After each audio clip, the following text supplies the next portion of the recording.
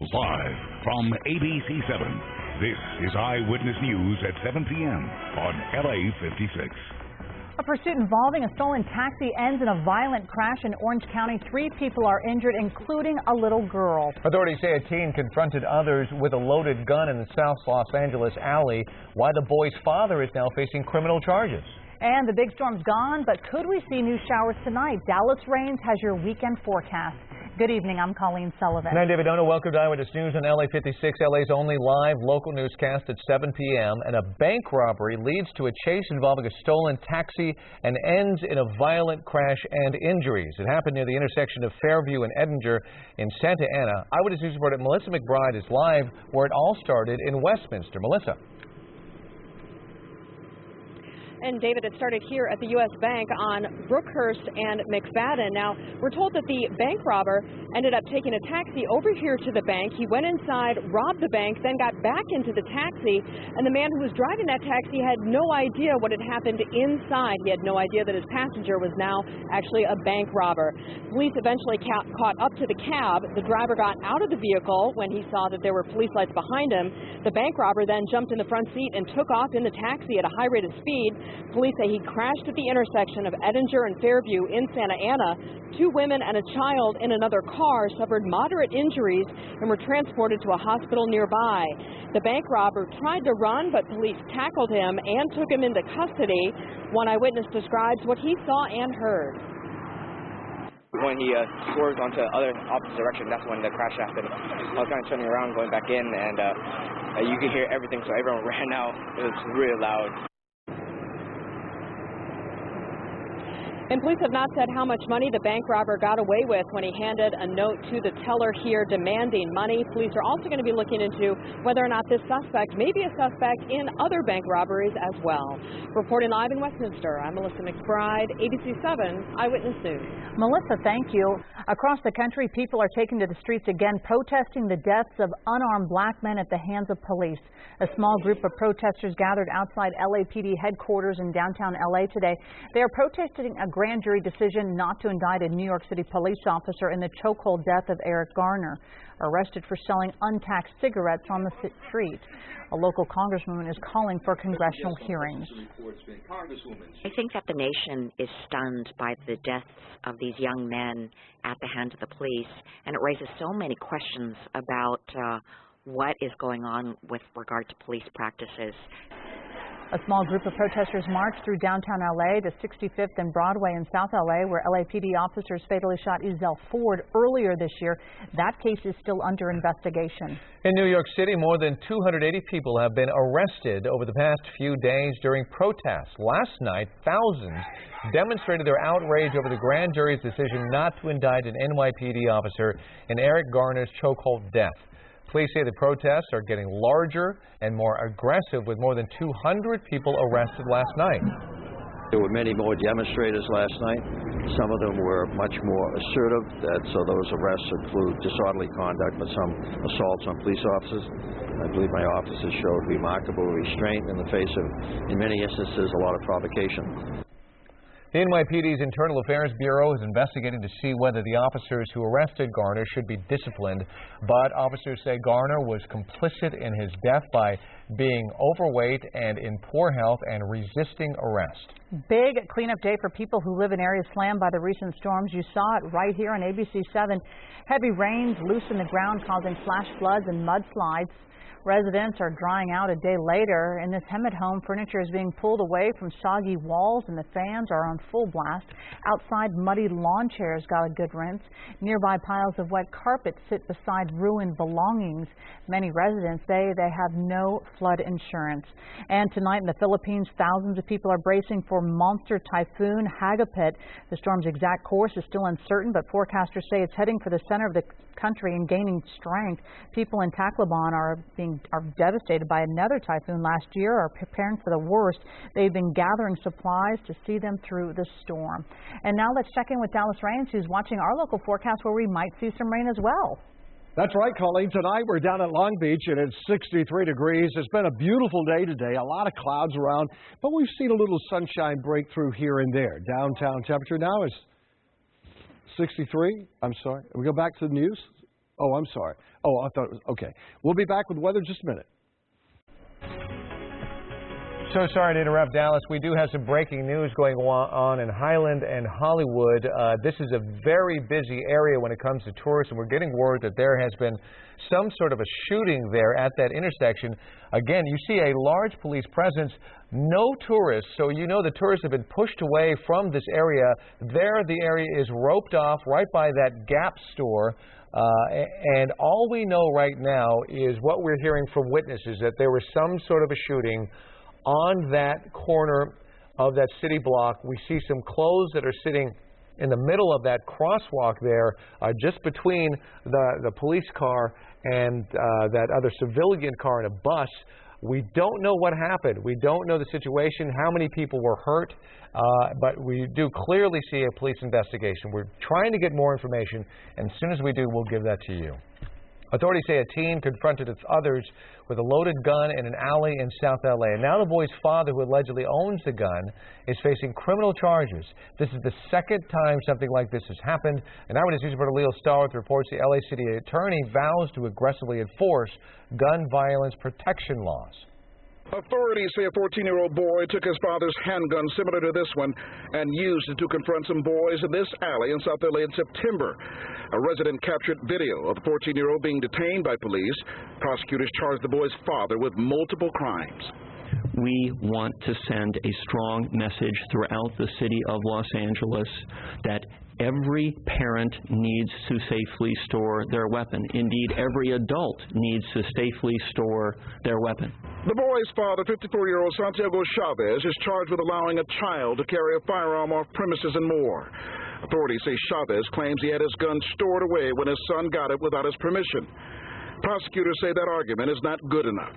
What if that weapon had been fired? We'd be having a very different press conference this morning. Prosecutors filed similar charges against a parent a few months ago. In that case, they say a minor took his parent's gun to school and showed it to a friend who alerted school officials. Authorities say kids getting easy access to guns is a national problem that parents must help solve. 2/3 of the shootings perpetrated by kids could have been prevented had those firearms been safely stored. There are trigger locks that work. There are safes in which one can store a weapon. Leo Starworth, ABC7 Eyewitness News. The boy's father in this latest case faces 3 criminal counts that each carry a $1,000 fine and a year in jail. Tonight, police are asking for the public's help tracking down whoever killed a transgender woman in South Los Angeles. Deshawnda Sanchez is the 12th transgender woman to be killed in L.A. this year. The 21-year-old was found shot to death at a home on the 6100 block of Wilton Place in South L.A.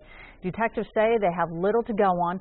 Grainy black and white surveillance video taken from a nearby home is the only piece of evidence they have. A full report on the investigation ahead at 7:30. 2 men accused of murdering a 9-year-old Anaheim girl face a judge today. 20-year-old Alfredo Aquino and 19-year-old Ricardo Cruz pleaded not guilty to all charges. Jimena Meza was shot and killed in October as she played with her sisters in front of an apartment complex on Green Acre Avenue. Police arrested Aquino and Cruz a few days later. They say the two were targeting a group of men, but that the girls were caught in the line of fire. A 22-year-old Santa Ana man is charged with 14 counts of child molestation involving 5 boys, but police say there could be up to 16 victims. Authorities say Edwin Echeverria would befriend his victims by selling them chips and soda from his Warwick Square apartment and then take advantage of their trust. Police say the allegations go back to 2012, with the most recent case 2 weeks ago. Other possible victims are urged to call Santa Ana Police at 714-245-8542. Cyber criminals hacked Sony Pictures for a second time. Tonight, the FBI is on the case investigating.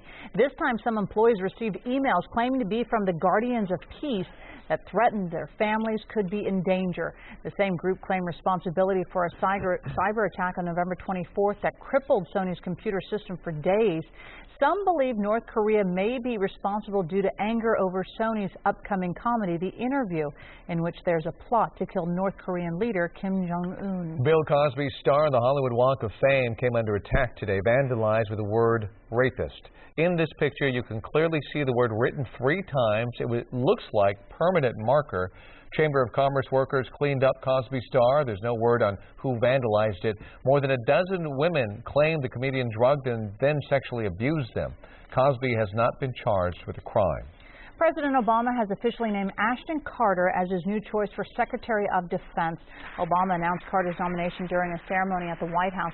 Carter is a Pentagon veteran who is seen as a centrist. He's expected to be easily confirmed by the Senate. Carter is a historian, former university professor, and a scientist. He's also a physicist, which means that he's one of the few people who actually understand how many of our defense systems work. Outgoing Secretary of Defense Chuck Hagel did not attend today's announcement. He told reporters the day belongs to Ashton Carter. 2014 is on track to become the strongest year for job growth since 1999. The Labor Department says employers added 321,000 jobs in November, the most in nearly 3 years. Analysts say this shows the U.S. economy is on very solid ground. The gains coincide with an increase in workers' pay. The average hourly wage went up 9 cents to $24.66. Meanwhile, the unemployment rate remains at a 6-year low of 5.8%. We want to say thank you one more time for all of you who have helped stuff buses with toys today for Spark of Love Toy Drive. Ontario is always such a generous community every year when we do this, and you did not disappoint this year. Over 11.5 buses stuffed. That's a new record for Ontario. Way to go. Great job, everyone. Thank you so much. And now, Canoga Park, it's your turn. Garth and his crew will be back at it next week, stuffing buses at the Westfield Topanga Mall. Tonight, a major development in the investigation into an alleged sex assault scandal at a state university. Why Rolling Stone magazine is now questioning its own article that triggered a frat house crackdown. Plus, police in hot pursuit of an ambulance. What we're learning about the man behind the wheel, and you won't believe where he was headed. And this story. I'm very happy. A happy reunion between a missing pony and her young owner when Eyewitness News returns.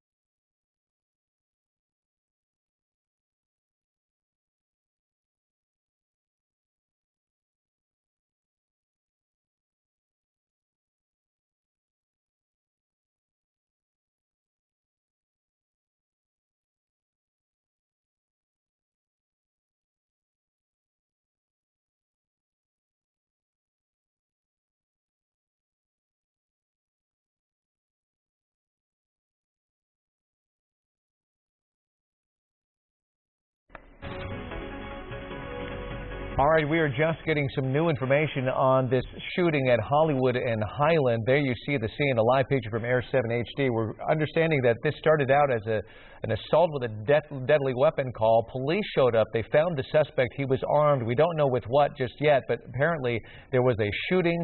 Officers shot the suspect. That suspect has been transported to the hospital. We don't know his condition. We do know that only one person was hurt in this incident, or one, at least in this particular shooting. We don't know what the earlier call was. We're trying to get more information. Of course, this whole intersection is blocked off. Usually this is teeming with tourists, hundreds of tourists at any given time, but right now you can see on this Friday night, completely empty. It's roped off and the investigation is underway. The shooting happened somewhere around 6:30 tonight. More information as we get it. Also tonight, an explosive case involving allegations of gang rape at one of America's most famous universities, but now a sudden reversal. The credibility of an article in a Rolling Stone magazine that triggered emotional protest at the University of Virginia is being questioned. ABC's Lindsay Davis reports on the new outrage. A stunning turn of events tonight to those claims of alleged gang rape at one of America's most elite universities. Discrepancies in Jackie, the alleged victim's account of that night, are beginning to surface. Tonight, Rolling Stone magazine now apologizing and expressing regret that they never contacted the alleged attackers to get their accounts. In November, the elite campus was rocked when that article described in horrifying detail a violent rape by 7 members of the Phi Kappa Psi fraternity during her first year at the university. But here's where doubt has been cast on 3 key allegations. First, the fraternity denies there was a social event at the house the weekend of the alleged rape. Second, the accuser says her rape was part of a fall pledging ritual, but the fraternity says initiations only happen in the spring. And third, according to the article, Jackie says she was lured to the fraternity by a member who worked with her at the campus aquatic center. But according to the fraternity, none of its members worked there at the time. The fraternity releasing this statement saying their initial doubts as to the accuracy of the article have only been strengthened after investigating the claims. Jackie told the Washington Post today she's standing by her story. Tonight, UVA students say they hope this doesn't discourage rape victims from coming forward. I hope that this isn't something that causes future questioning of victims, survivors.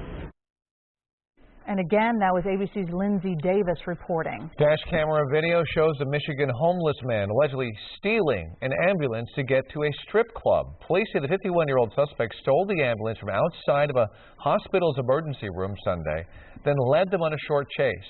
Police say the suspect was only driving 5 miles an hour and eventually stopped before officers took him into custody. The suspect told authorities that he was on his way to the Booby Trap strip club and that there was no public transportation available. So he apparently stole the ambulance. On a slow speed chase. Or Uber, I guess. We're looking for a little rain in the forecast tonight. It doesn't look that impressive. We have some rain to the north of us.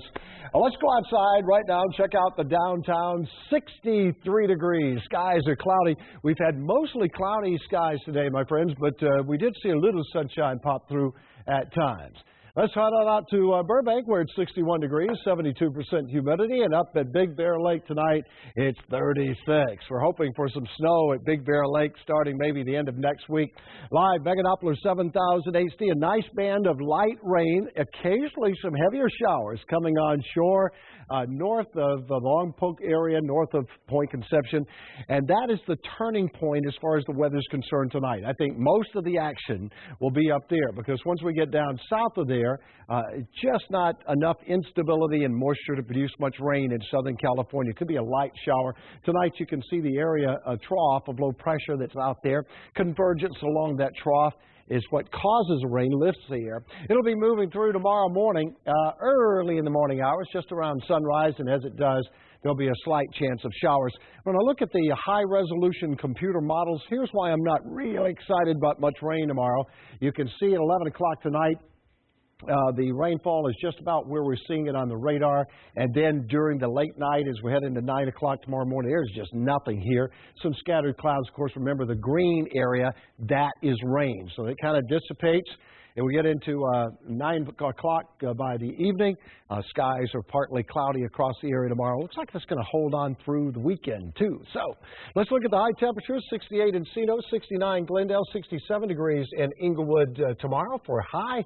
And again, I think it's going to be partly cloudy. We'll have a little cloudiness here, but some sunshine. Should be a beautiful day. And that sets us up for a nice Sunday also. Here's a 7-day forecast powered up by AccuWeather. 70 degrees tomorrow, 73 on Sunday, and then a gorgeous set of days there Monday, Tuesday, and Wednesday. And by Wednesday, we're up to 75.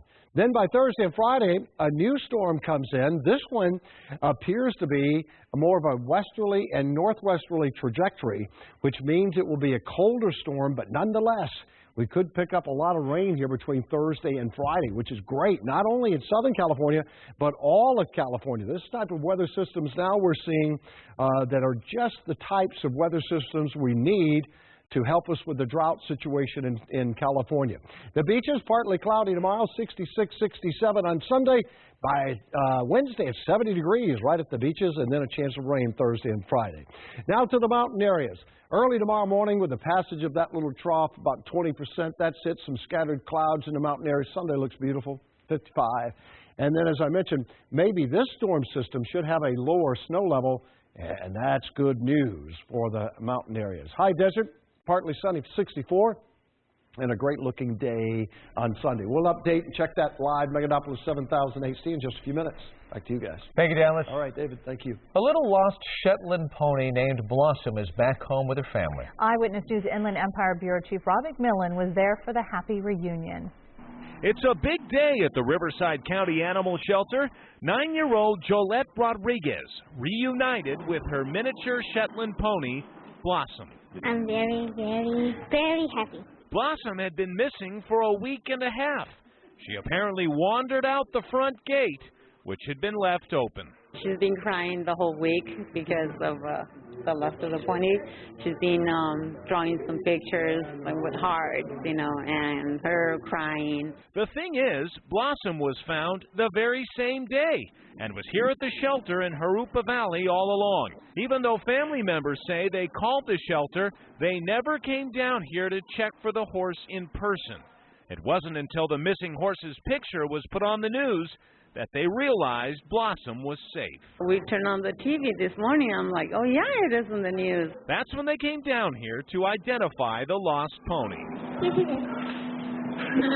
Is that the one? Yep. Folks here at the shelter say what a lot of people may not know is that they actually post pictures of lost pets turned in here on the shelter website. We always want to remind folks to look at our website, come to the shelter and ask around, hey, do you have my pony? That's probably one of the big lessons to learn from this very happy story. What are you going to do when you go home? Brush it and take care of it. And of course, make sure that front gate is closed. In Jurupa Valley, Rob McMillan, ABC7 Eyewitness News. Well, up next, details on a new male contraceptive that's about to undergo a big test. Plus, are one of those dog owners who thinks your pet can understand what you're saying? Tonight, the experts are sounding off about that. And an update on that monocled cobra who was on the loose in Thousand Oaks. Now's your chance to meet the venomous snake if you dare.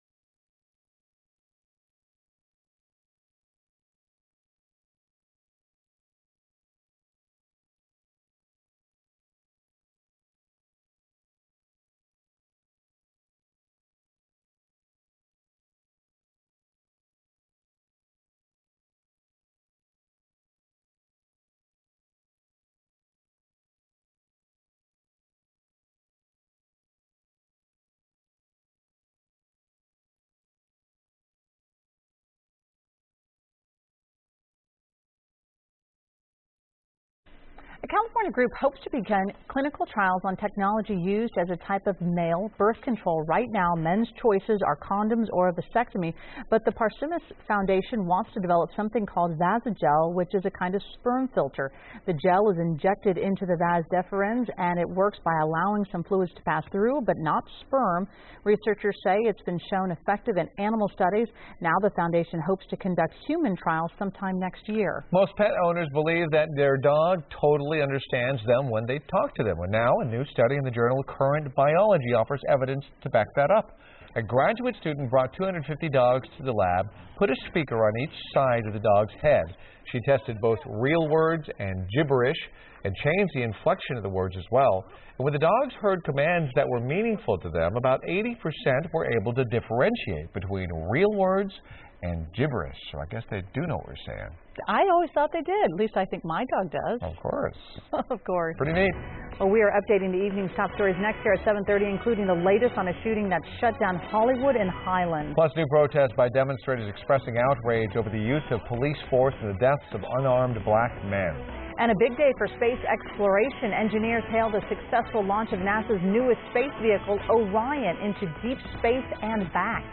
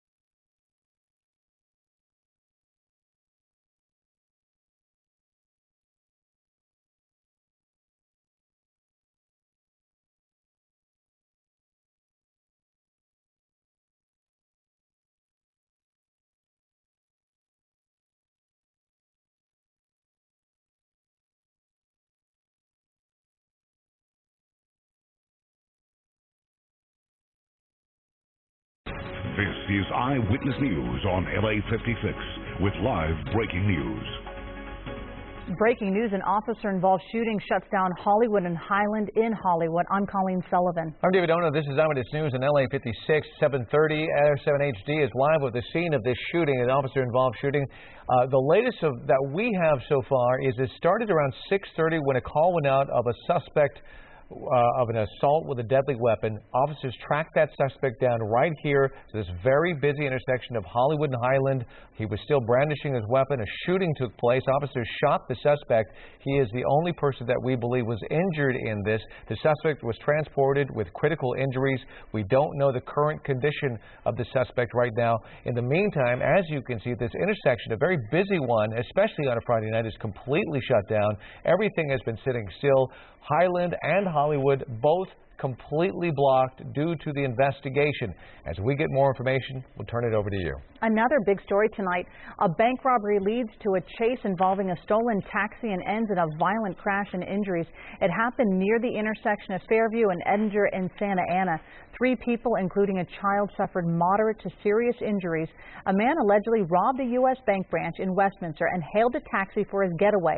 Then he carjacked the taxi and led authorities on a chase that ended in a head-on crash. Authorities arrested the suspected bank robber. Updating one of our top stories, in New York City, more than 280 people have been arrested over the past few days during protests over grand juries not indicting police officers who killed unarmed black men. Last night, thousands demonstrated their outrage over the grand jury's decision not to indict an NYPD officer in Eric Garner's chokehold death. The NYPD's Internal Affairs Bureau is investigating to see whether those officers should be disciplined. For the 12th time this year, a transgender woman is killed in Los Angeles. This time, the woman was found at a home on the 6100 block of Wilton Place in South LA. Eyewitness News reporter Sid Garcia reports from Westlake.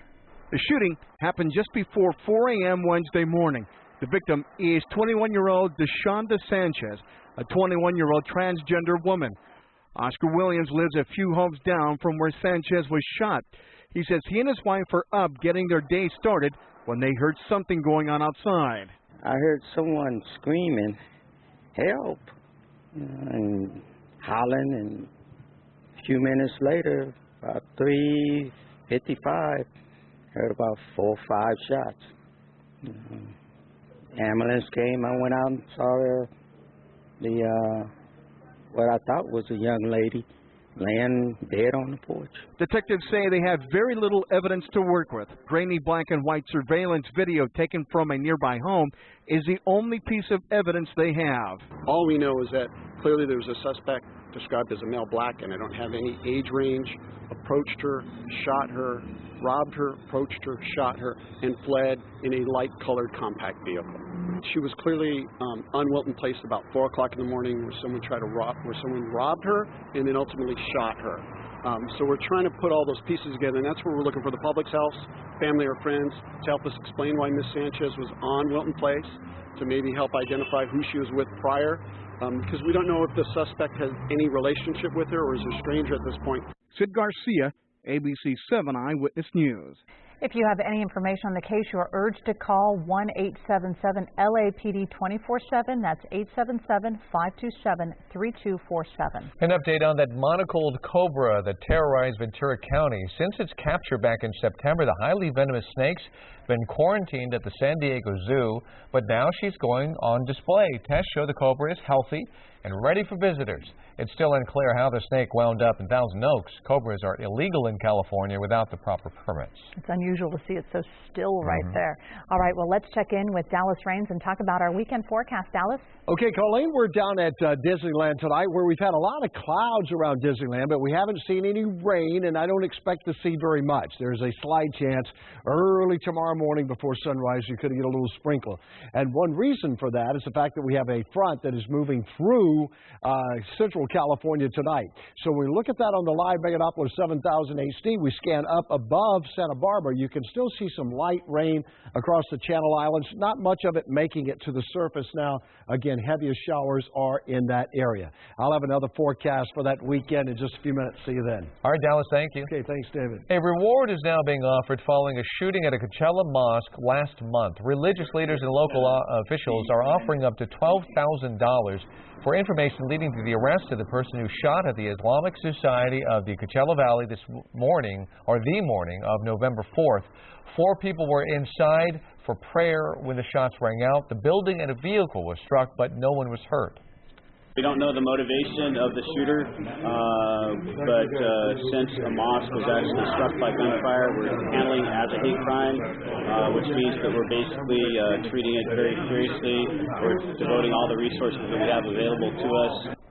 Anyone with information is urged to call Coachella Valley Crime Stoppers at 760-341-7867. Police need your help tonight to track down the thieves that made off with $500,000 in rare jewelry in Cheviot Hills. The burglary happened at a home along Earlmar Drive back on May 12th. Days later, the suspects were caught on camera using credit cards stolen in the heist. Police believe they at least know the jewelry thieves. The victim tells Eyewitness News she knows she may never see her priceless jewelry again, but hopes someone comes forward.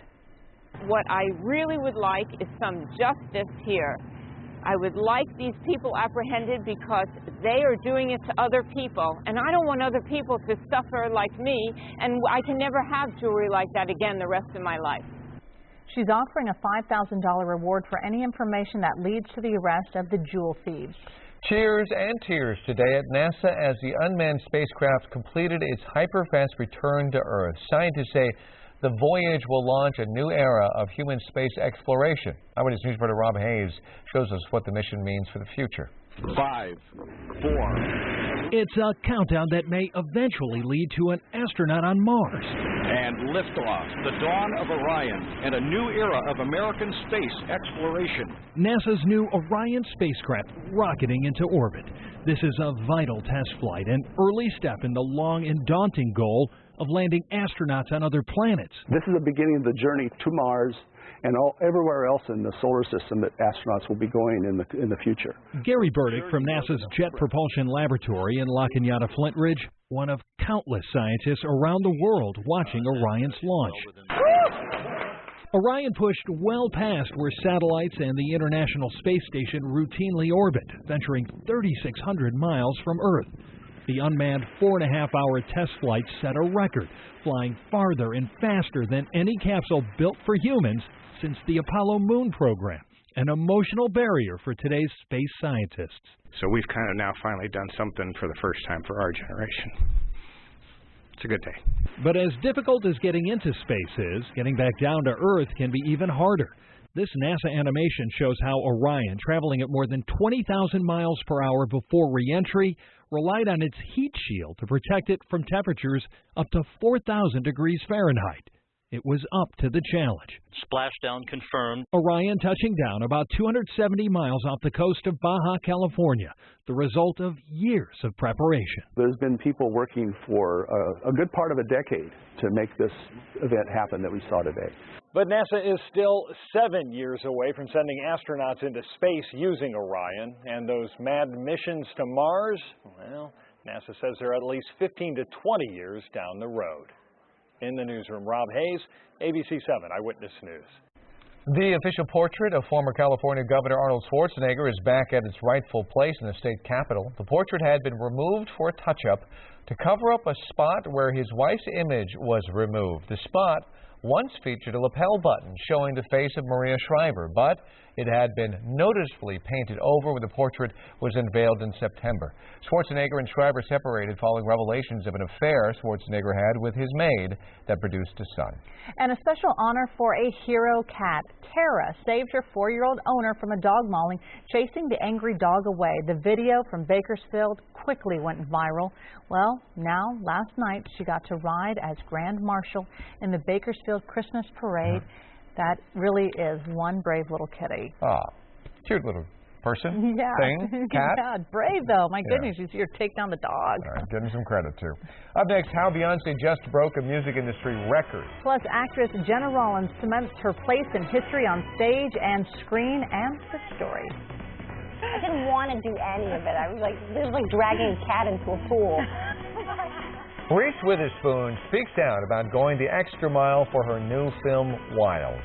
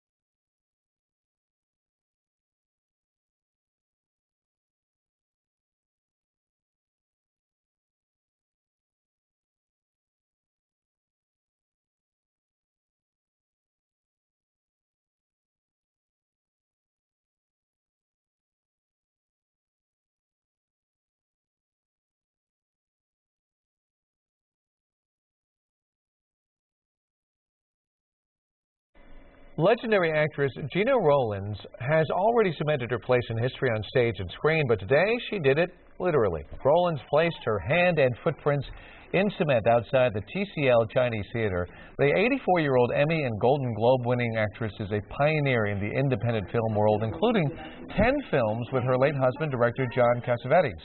After dozens of roles, Rowlands gained a new legion of fans when she starred in the blockbuster romantic film The Notebook. At today's ceremony, Rowlands showed another side, her sense of humor. I am honored, and I do thank you. In fact, I want to thank all of you for making it possible for me to be here. There's just one thing that I wanted to tell you, and I want you to take it seriously. If I get stuck in that cement, I expect all of you to come and pick me up. No worries, she gracefully made it through the entire ceremony. Beyonce is the official queen of the Grammy Awards. She earned 5 Grammy nominations today. With those nods, she surged to the top of the list of most nominated women in Grammy history. Beyonce had previously been tied with Dolly Parton. And British singer Sam Smith also earned 5 nominations, including Best New Artist, Song of the Year, and Record of the Year. His song Stay With Me, up alongside Fancy by Iggy Azalea, Chandelier by Sia, Shake It Off by Taylor Swift, and Meghan Trainor's All About the Bass. Joining him for the Best New Artist are rapper Iggy Azalea, UK rock quartet Bastille, country singer-songwriter Brandy Clark, and Southern California sibling pop trio Haim. And for a complete list of nominees, go to the ABC7.com. Winners will be announced next February. Reese Witherspoon has hiked a long, steady road since she shot to fame as a star of the hit Legally Blonde films over a decade ago. Her role as June Carter in 2005 Johnny Cash biopic Walk the Line won her a Best Actress Oscar. She's generating Oscar buzz again this year for her performance in Wild. It's based on the memoir by Cheryl Strayed and shows a woman's journey of self-discovery after experiencing several personal tragedies. In order to accurately portray the story, Witherspoon had to step out of her comfort zone, which meant shooting scenes involving sex and drugs and frequently using profanity. Didn't want to do any of them. Let's get this straight. Let's understand something here. I didn't want to do any of it. I was like, it was like dragging a cat into a pool. You can't make me do it. But I had to make a choice about being as brave as Cheryl was to tell the truth of her story. I had to be, as an actor, just as brave to do the parts of the movie that I didn't want to do. Wild is in theaters now and is rated R. Is more rain on the way? Just in time for the weekend, Dallas Rains has his complete forecast next. Plus in sports, it's the end of the era for Landon Donovan. One of the greatest players in American soccer plays his final game on Sunday in the MLS Cup.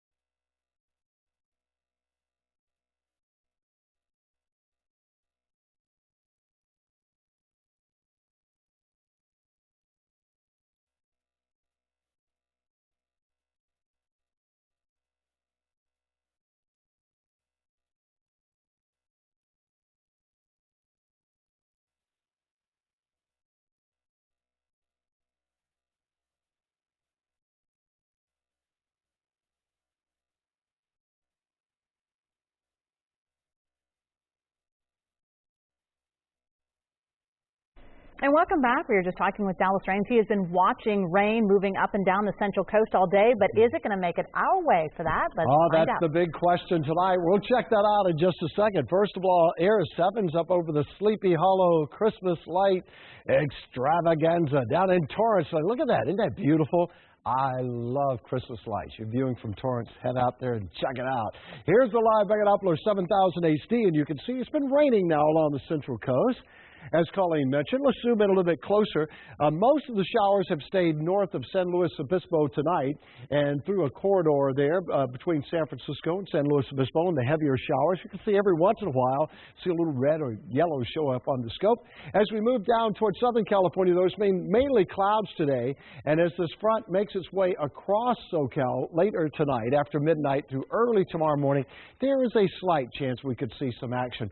Satellite view shows the center of the low right there. It's tracking to the northeast, and remember, the further away you remove yourself from the center of the low pressure, then that's why it gets weaker and weaker. We have a little front that's coming down across the area, and then that extends out to sea. So it'll come drifting through early in the morning hours. Then behind that, we're going to see some clearing skies. I think the weekend right now overall is going to be very, very nice. Here's how it looks around the nation. It's going to be a very wet Saturday up in New York City, 55. Rain along the East Coast, 38 in Chicago, and 55 down in Dallas. So for tomorrow, there's our high pressure. As that little trough goes through the area, by late tomorrow afternoon, it'll be 66 over at Vegas, 70 degrees downtown Los Angeles, and let's call it partly sunny. I like that. Here's a 7-day forecast coming up. First of all, let's check out the temperatures at 68 degrees in Encino, 70 tomorrow downtown Los Angeles. So temperatures for this weekend are going to remain on the cool side. Sunday will be the warmest day simply because we're going to get a little bit more sunshine. Here are the temperatures then over the next 7 days for downtown Los Angeles and inland Orange County. 70, then 73 on Sunday. Boy, we really have several good-looking days, Monday, Tuesday, and Wednesday, up to 75 on Wednesday. And then at this moment, I'm looking at a new Pacific storm that will come down on Thursday and Friday and give us a chance of some rain. Oh, it's looking good. We had that big storm, of course, earlier this week. And now we're looking at another storm system probably for Thursday and Friday of next week. And this is just what we like. Just keep bringing it down into California because with the drought, we need all the rain and snow we can get. At the beach, it's partly cloudy, 66. I like Sunday down at the beach. Oh, that'll be nice, 67 degrees, and then 70 on Wednesday. As we head to the mountain areas, there could be a passing shower early tomorrow morning in the high country, about 50, and then partly sunny skies. Look how beautiful Sunday coming up. Maybe a little snow Tuesday and Thursday and Friday. That'd certainly be nice. High desert 64 tomorrow and 64 on Sunday. Have a great weekend, everybody. All right, Dallas, thank you. David. LA Galaxy soccer star Landon Donovan is hoping for a Hollywood ending. Sunday, he'll walk on the field at the StubHub Center for the final time in his illustrious career. Donovan hopes for that perfectly scripted fairy tale like so few have gone out of championships. But don't expect the New England Revolution to just roll over in the MLS Cup. They hope the final chapter of Donovan's career is the Revs' first championship. This is the third time the Galaxy will face the Revolution in the MLS Cup. A win will be a fifth title for the franchise, but the sixth for Donovan. Win or lose, he will go down as arguably the greatest American soccer player and the best ever in Major League Soccer. Candidly, I don't want it to end right now. It's been a lot of fun, and I'm going to have that attitude Sunday. I personally want it to be as enjoyable as possible, and that would be winning. I enjoy winning, and these guys deserve it, and I want to help do that. College football conference championship weekend started last night with a bang. Central Florida needed a victory win over East Carolina to nail down a share of the American Athletic Conference title. East Carolina led 30-26, but UCF had the ball with time running out. Take a look. Snap back. Holman steps up, throws it towards the end zone. It's going to be... He got it! He got it! He got it! He got it! Marcel Thomas! He got it with the gun! Oh my goodness! Despite the exciting 32-30 win, Central Florida has no chance of making the four-team championship playoffs. Also tonight, a father deployed overseas for 8 months surprises his kids at their school assembly in Laverne. They knew their dad would be home for Christmas, but were stunned when he showed up today. and I'd like to have Brandon Shepard come out and help us lead the Pledge of Allegiance. Brandon Shepard's two young sons shocked to see their dad standing next to them at their school assembly. But quickly, big grins spread across their faces, followed by hugs. How you guys doing? Give me a big hug. So what do you think? Is that a good surprise? Well, how could he be here? He's in Korea. He won't be back for a few more days. And then when I finally noticed, I was like, oh, yay, Dad's here. Shepard has been deployed in South Korea for the past 8 months. He was thrilled to catch an earlier flight home to see his family. Surprising his sons at Grace Miller Elementary was a highlight.